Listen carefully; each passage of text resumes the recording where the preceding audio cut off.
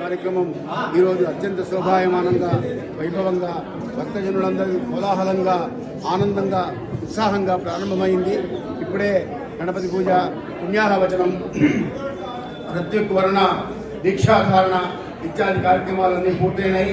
ఇప్పుడు సర్వతోభద్ర మండల పూజ, ఆ తర్వాత క్షేత్రపాలకుడైనటువంటి కాలభైరవుని స్మరిస్తూ క్షేత్రపాలక మండప పూజ, ఆ తర్వాత నవగ్రహాలను ఉద్దేశించి నవగ్రహ మండపారాధనలు ఇవి ఇప్పుడు జరగనున్నాయి.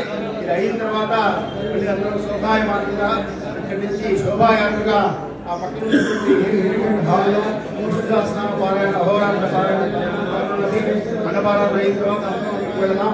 అక్కడికి వెళ్ళి కృష్ణాస్నామ పారాయణ ప్రారంభం చేద్దాం. అలాగే మండపారాధన అయిన తర్వాత పక్కన ఉన్నటువంటి యాగశాలలో కూడా ప్రవేశం జరుగుతుంది.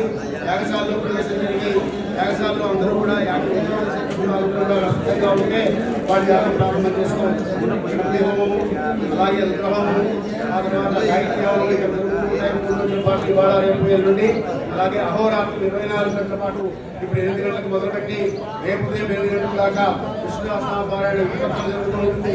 శివాయ విష్ణు రూపాయ అనేటువంటి కార్యక్రమం కనుక అక్కడ లక్ష వివాచన కార్యక్రమం కూడా 9 గంటలకు మళ్ళీ ఇక్కడికి వచ్చి అందరూ సంకల్పం చెప్పుకుని లక్ష వివాచన కార్యక్రమంలో అందరం పాల్గొందాం.